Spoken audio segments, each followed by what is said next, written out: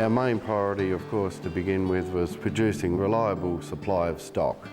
That's been our main focus over the last few years, and as you know, we did have a bumpy start, but you know, the last season has shown that you know, we have got most things worked out now in being able to produce batches on demand. Our current batch at the moment in the hatchery is going great guns, so you know, again, we're sort of establishing that reliability. The next constraint, though, to the development has surfaced. Of course, that is counting, and you know, that's why we're here today. Two aspects of counting: counting in the hatchery. You know, we've identified a shortfall, as you all know, that you know, obviously our focus was reliability of supply, keep them coming out. We took it for granted that the tables, you know, are proven numbers, and of course we delivered on those tables. Our next constraint, of course, is the counting at the nurseries, so that at least when people get their delivery, they know exactly, you know, they've got what they've ordered, you know, as far as we're concerned. Also demonstrated today, I'm sure, is the importance of counting, so nurseries know what they're doing along the way as well. It's a valuable tool to know what things are going on. The hatchery will always ship more spat than has been ordered to allow for mortality in transit. If mortality is low, then surviving numbers may be considerably higher than what was ordered. Also, when spat is delivered, the volume can be deceptive. 1 million spat 1 week may look to be much less, or more, than 1 million spat delivered the following week.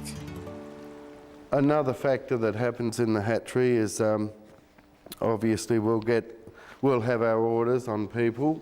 We'll undertake a grading, and so nursery A might have 2 million. We'll grade that 2 million. But of course we don't grade and send. What we would like to do is give them at least 2 to 3 days rest before we then give them another stress on delivery. Now what happens though, obviously we grade on 1,000 microns, they've passed through a 1250 screen. During that 3 days they can grow significantly. At that size in a hatchery condition, the spat grow very, very quickly. So that means upon delivery, of course, you can check volumes and that I say you got when it was graded, but it will never correlate. You'll always have a greater volume because they've grown in that 2 to 3 days, or up to a week sometimes it takes between grading and delivery. And of course the size ranges will be all out again. They'll be minimum 1,000, but you'll have all, you know, lots of bigger ones in there. So visually the orders will vary if you look at what you've got. I found that last year that some people ordered 1 million on the first batch, but it got delivered a week after grading, but then on the second batch it got delivered 3 days after grading. So visually they appear to around half the volume. It can have that much effect. So it points again, the importance of establishing you know, grading and counting procedures for the nurseries, so that within this variability that they get from the hatchery, they can then break it down and then be assured that they've got their numbers. Successful deliveries are now at an all-time high, with nurseries able to receive shipments throughout much of the year. Our earlier problems boiled down to broodstock and variation in our water quality. I haven't nailed down what it is in the variation of water quality, but I did find some correlation between you know, difficult sets in settlement to just changes like, obviously due to rainfall we get a change in the chemistry, so to speak, of the water. That's visual. You can see tannin loads vary, and just that little hiccup you might get at a certain time, that does change our results in settlement. And we didn't have any hiccups this last season. So what we've done is we've put carbon filtration on our systems, and that basically eliminates tannins and cleans up the water, and that seems to have really evened out that for us. And with the added bonus of getting very good broodstock this year, all the winter broodstock and all was just brilliant broodstock in great condition. So, you know, it paves the way for a very smooth production. I mean, we can theoretically breed any time of the year, provided you know, obviously it's when there's natural conditions, spat out oysters out there, it's no problem, but you need the lead time again for broodstock conditioning.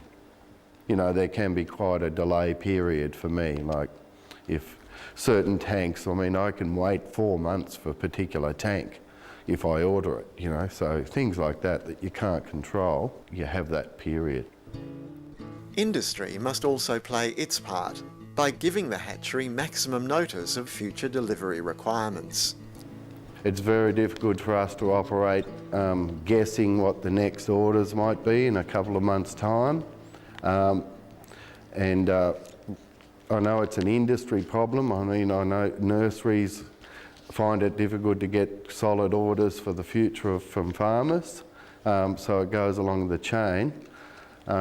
But just to give you an example, you know, if I need to know what we're doing this year, as in the spring run, of course that's all conditioning of oysters. If we had to undertake the conditioning, I would need at least 4 months' notice to gear up to do that. So without knowing the whole sequence, you know, well into the future, it's going to be an impossible task for the hatchery to keep up with the ordering process. So I have to sort of encourage industry to sort of look 12 months in the future all the time. And I hope we get to that stage. But without that, I mean, we just have to take a punt. And the danger in that is obviously if we punt a demand for 5 million and it ends up being 10, the industry is going to be disappointed. It's very true in what you're saying, and I think how they get over it in Tasmania, it's really the nursery that carries the buffer, and that's what I've tried to do myself. In other words, if I've got orders for, pick a figure, 1 million oysters, I look at 1.5 million and I'm carrying them. 1.5 million. I grow them so that I've got 1 million to produce for my customer when he wants them. So the nursery is the level where we've got to carry the buffer, and that's how I can cover the orders. I always go, you might say heaps over. If you want 100,000 oysters, fellas, don't order 100,000. Order 150,000 at least. You will lose spat. They're oysters. You never get 100%. You know, it's just got to happen. And I realistically expect you to lose quite reasonable numbers. Shellfish Culture estimate that from the hatchery to the nursery, by the time they go out of the nursery, they'll lose 50% of their stock. That's half of what comes out of the hatchery eventually goes on to farmers. My estimate for you guys is that if you can consistently get 70% of what you get delivered from the hatchery through to the farmers, I think you're doing quite well. And I say 70 because Nick's already experienced part of that loss on your behalf in getting them up to that particular size. So any ideas about buying 1 million spat and selling 1 million spat, despite the fact that Jeff can do it, and I think Tony Troop's done it once, it doesn't happen. It doesn't happen. It's because there were more spat there in the first place. So, yeah, it will happen.